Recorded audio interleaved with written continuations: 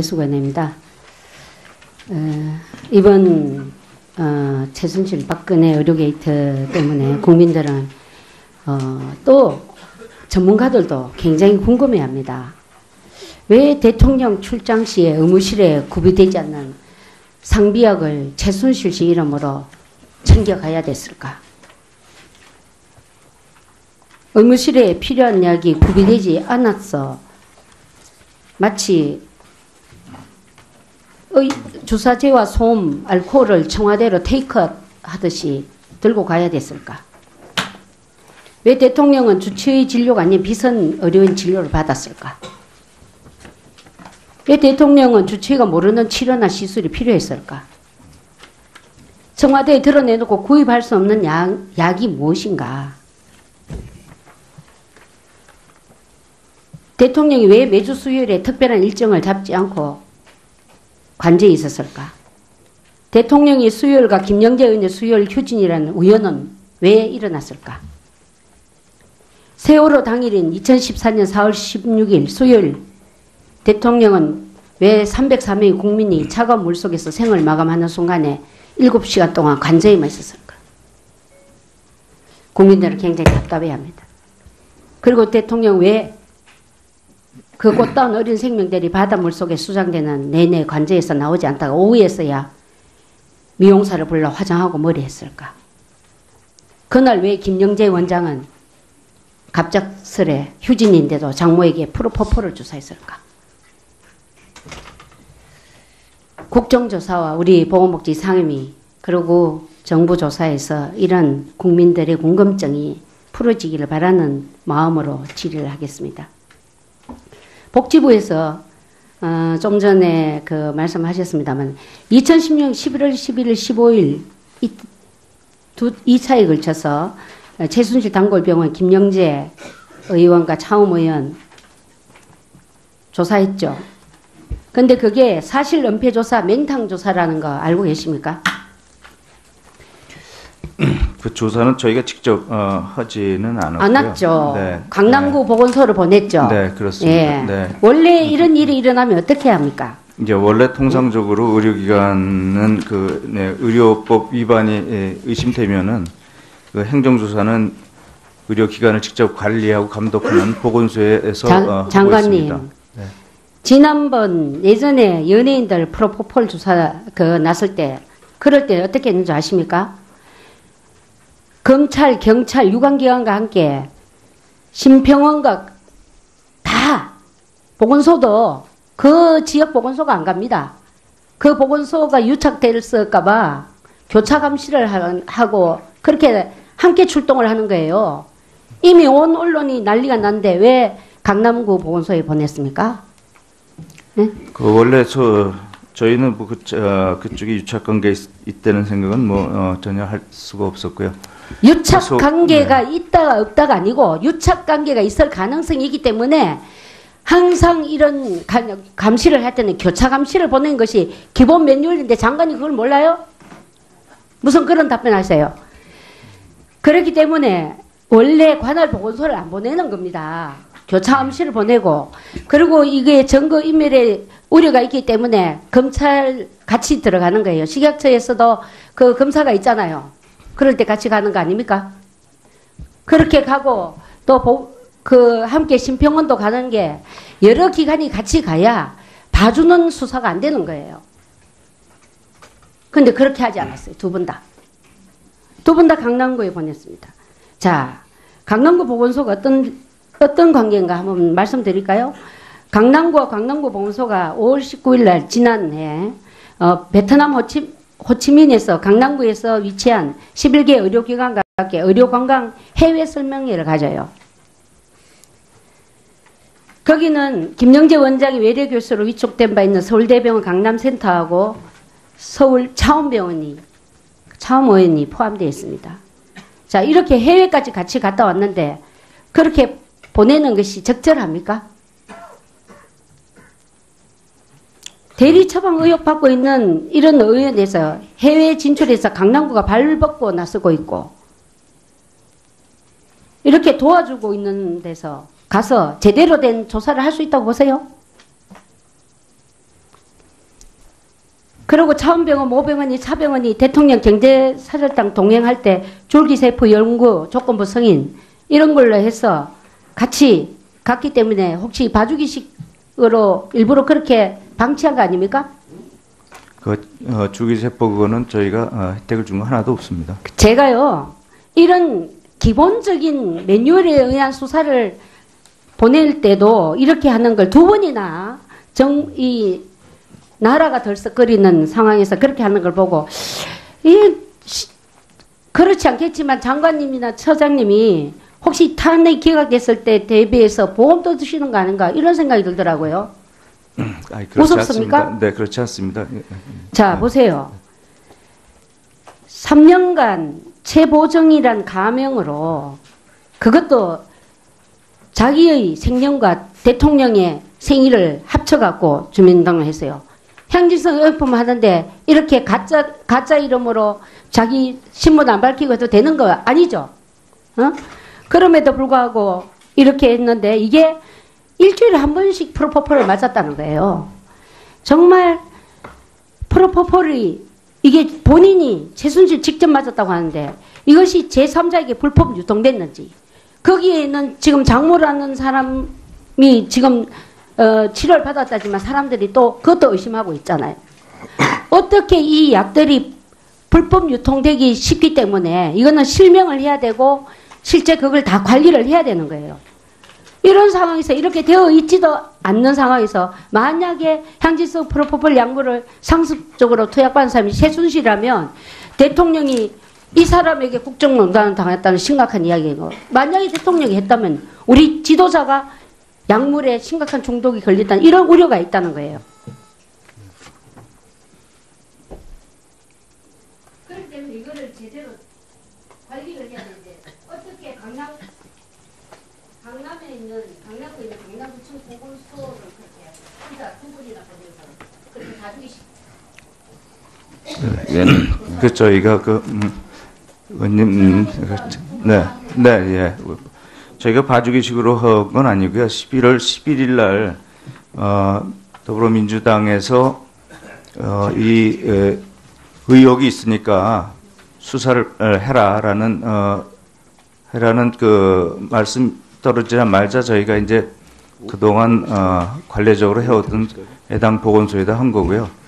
저희가 직접 복지부가 나가지 않은 거는 이게 워낙 예민한 민감한 사항이라서 복지부가 혹시 나가면은 오히려 또 정부가 가면서 들어가서 이것을 왜곡시킬 수 있다는 오해의 소지를 일으킬 수 있을 것 같다 싶어서 저희가 그냥 보건소 단독으로 한 거고요. 예, 그건 저희가 거기까지는 생각을 못했습니다. 네, 네. 저희가 그래서 그런 거에 대해서 일체 저희가 이제 검찰에 수사를 의뢰를 한 겁니다. 예, 전혜수 의원님 수고 많으셨습니다. 참고로 오전제는 김광수 의원님까지 하는 걸로 하겠습니다. 이어서 더불어민주당 정춘수 의원님 질의해 주시기 바랍니다. 네, 앞에서 존경하는 선배 동료 의원님들께서 말씀하신 대로 이번 보건복지부와 식약처의 업무 현안 보고는 현안을 제대로 보고하지 못한 그런 문제점이 있다고 생각을 합니다. 앞으로 현안 보고하실 때 정말 현재 문제가 되어서 긴급하게 국회에서 의논해야 되는 이런 상황들을 좀 내용 있게 준비해 주시기 바랍니다. 장관님께 여쭙겠습니다. 그 건보료 부과체계 개편안 올해 안에 제시하는 거 맞습니까? 네, 지금 뭐 최종적으로 이제 몇 개 안을 세부 조정하고 있는 중입니다. 근데 이제 이게 다 되면은 정부 내에서도 좀 협의할 게 있어서 협의를 마치고 또 이제 우리 국회에서 여야 간사님들하고 아니, 그러니까 올해 안에 일단 제시하시는 거 맞냐고 제가 여쭤봤습니다. 네, 하여튼 뭐 저희가 최대한 빨리 준비를 하고 있습니다. 근데 네. 그러면 이 청와대 고용복지비서관이나 국무총실과 조율했습니까? 청와대하고는 저희가 조율을 안 하고요. 이제 앞으로 총리실하고는 저희가 재정당국이나 이런 정부 내에 약간의 협의는 필요할 거라고 생각이 돼서 그 협의되는 대로 또 우리 국회에 와서 의원님들하고 상의하도록 하겠습니다. 그러면 아까 말씀하시는 거 제가 들어보니까 하나의 안을 발표하시는 게 아니고 여러 개의 안을 발표하십니까? 네, 지금 저희가 몇 개의 안을 만들고 있어서 그걸 어떤 식으로 발표할 거냐 이런 거는 하여튼 추후에 의원님들하고 상의하도록 하겠습니다. 그런데 뭐 여러 가지 의견이 있겠습니다만 하나의 안을 제출해서 이 정부의 철학이나 뭐 이런 것들을 보여주면서 국민한테 평가받아야 되는 거 아닌가 이런 생각이 드는데 어떻게 생각하십니까? 이게 저희 하나를 안을 낼지 아니면 복수의 안을 낼지 그거는 이제 저희도 아직 최종적으로 결정은 안 했습니다. 네, 좋습니다. 충분히 의견을 듣고 논의할 수 있는 기회를 가져야 된다고 생각이 듭니다. 사실은 이 건강보험 개편안이라고 하는 것은 1년에 1,000만 건에 육박하는 민원을 갖고 있습니다. 그래서 이제서야 이 대통령이 탄핵된 지금에서야 이런 안을 이제 발표하시게 된 건 정말 만시지탄이고요. 그다음에 문영표 당시 장관께서 발표하기로 했다가 무슨 이유에서 이제 하루 전에 돌연 이제 백지화를 했습니다. 그리고 나서 2년 만에 이걸 지금 발표하는 것이기 때문에 국민적 관심 또 관련 많은 사람들이 굉장히 관심을 갖고 있습니다. 지금 장관님은 지난 2015년 1월 28일 날 건보료 부과체계 개편 방안이 돌연 중단된 거에 최순실의 핵심 심부름꾼으로 밝혀진 안종범 전 수석이 개입됐다 이런 얘기가 있는데 들어보신 바 있으십니까?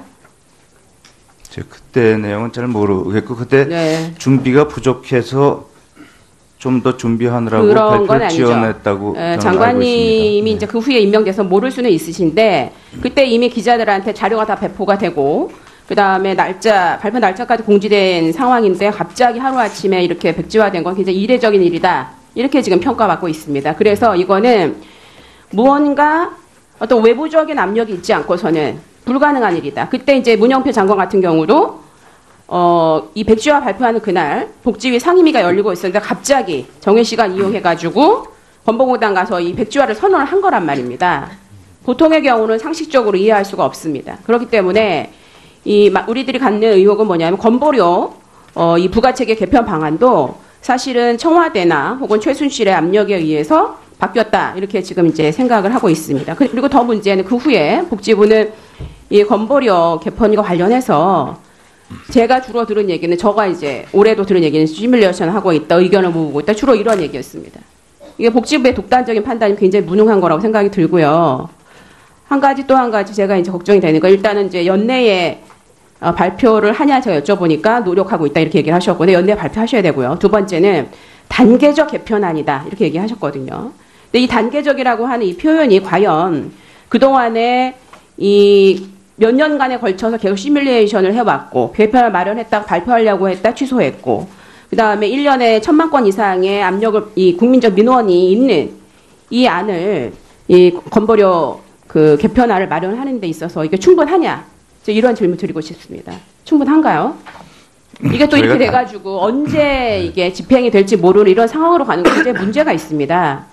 단계적 개편안이라는 거는 이제 저희가 이게 부가체계 개편안을 지금 마련하다 보니까 물론 이제 좀 저소득 계층에 대해서 부담을 완화해 드리는 거 이거는 가급적 신속하게 가긴 가야 되는데 또 그 중에서도 우리가 지금 소득 파악이 완전치 않은 상태에서 그걸 모든 거를 다 바꾼다는 게 좀 어려운 점이 있고 이래서 그거를 그럼 몇 년 정도에 이게 시행이 된다 이렇게 보면 됩니까? 저희도 뭐 그거는 한 2년을 시행해 보고선 또 그 다음 단계 넘어갈지 아니면 2년을 하고선 뭐 그걸 또 평가를 해보고 또 다음 단계 넘어갈지 이런 걸 지금 논의하고 있는 중입니다. 그러니까 사실은 그 몇 년 동안 준비해 왔던 게 뭘 준비했는지를 모르겠습니다. 그동안 준비를 해왔다면 우리가 지금 얘기하는 거는 이제서야 개편안 내서 다시 의견 수렴해서 앞으로 2년 후에 집행을 하고 그럼 도대체가 이 지난 2년간은 뭘 했냐 이런 걸 우리가 질문할 수밖에 없죠. 한 가지 그리고 또 고려해 주셨으면 하는 상황이 있어서 말씀드리는데요. 언론에서 이제 지금 뭐 복지부가 무소득 지역 가입자에 대해서 월 8,000원에서 13,000원 정도 최저보험료 부과할 거다 이런 기사가 있고요. 그런데 지금 2015년 기준으로 보면 건보료 10,000원 이하 체납 세대가 12만 세대가 되고요. 5,000원 이하 체납 세대도 2만 세대 정도 됩니다. 굉장히 많은데 이 소득이 하나도 없는 이런 국민한테 월 5,000원에서 2만 원, 월 5,000원도 굉장히 이제 굉장히 큰 돈이 되는데 무소득 가입자에게 최저보험료 부과가 반드시 필요하다면 그 금액을 최대한 낮출 수 있는 방안 또 그분들이 납부 가능한 최저 금액으로 고려를 해야 된다고 생각을 합니다. 어떻게 생각하십니까? 네, 뭐 의원님 걱정하시는 내용 충분히 저희도 지금 감안을 하고 있고요. 그거 뭐 최저 보험료를 어느 정도 수준으로 할 거냐 이것도 이제 저희가 최종 또 조율이 필요한데 그거 지금 같이 말씀 주신 것 같이 아주 취약계층 지금 말씀 주신 그런 계층에 대해서는 그런 최저 보험료도 우리가 유예하는 이런 지금 안도 지금 만들고 있습니다. 그러니까 어찌됐거나 지금 속도를 좀 내주셔야 됩니다. 네. 이미 시간이 너무 많이 지났고요. 이로 인해 네, 알고 있습니다. 네. 예. 그렇기 때문에 원래 관할 보건소를 안 보내는 겁니다.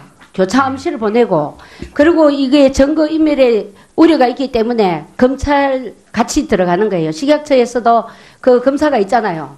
그럴 때 같이 가는 거 아닙니까? 그렇게 가고 또 함께 심평원도 가는 게 여러 기관이 같이 가야 봐주는 수사가 안 되는 거예요. 근데 그렇게 하지 않았어요. 두 분 다. 두 분 다 강남구에 보냈습니다. 자, 강남구 보건소가 어떤 관계인가 한번 말씀드릴까요? 강남구와 강남구 보건소가 5월 19일 날 지난해 베트남 호치민에서 강남구에서 위치한 11개 의료기관과 함께 의료관광 해외 설명회를 가져요. 거기는 김영재 원장이 외래교수로 위촉된 바 있는 서울대병원 강남센터하고 서울 차움의원이 포함되어 있습니다. 자, 이렇게 해외까지 같이 갔다 왔는데 그렇게 보내는 것이 적절합니까? 대리 처방 의혹 받고 있는 이런 의원에서 6일 수요일 대통령은 왜 303명의 국민이 차가운 물속에서 생을 마감하는 순간에 7시간 동안 관저에만 있었을까? 국민들은 굉장히 답답해합니다. 그리고 대통령 왜 그 꽃다운 어린 생명들이 바닷물 속에 수장되는 내내 관저에서 나오지 않다가 오후에서야 미용사를 불러 화장하고 머리 했을까? 그날 왜 김영재 원장은 갑작스레 휴진인데도 장모에게 프로포폴을 주사했을까? 국정조사와 우리 보건복지 상임위 그리고 정부 조사에서 이런 국민들의 궁금증이 풀어지기를 바라는 마음으로 질의를 하겠습니다. 복지부에서 좀 전에 그 말씀하셨습니다만 2016년 11월 11일 15일 이 차에 걸쳐서 최순실 단골병원 김영재 의원과 차움 의원 조사했죠. 근데 그게 사실 은폐 조사, 맹탕 조사라는 거 알고 계십니까?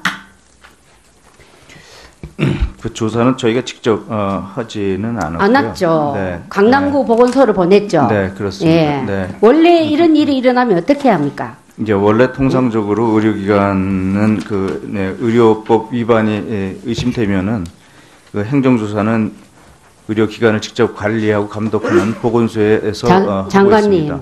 네. 지난번 예전에 연예인들 프로포폴 조사 났을 때 그럴 때 어떻게 했는지 아십니까? 검찰, 경찰, 유관기관과 함께 심평원과 다 보건소도 그 지역 보건소가 안 갑니다. 그 보건소가 유착될까봐 교차 감시를 하고 그렇게 함께 출동을 하는 거예요. 이미 온 언론이 난리가 났는데 왜 강남구 보건소에 보냈습니까? 네? 그 원래 저희는 뭐 그쪽에 유착 관계 있다는 생각은 전혀 할 수가 없었고요.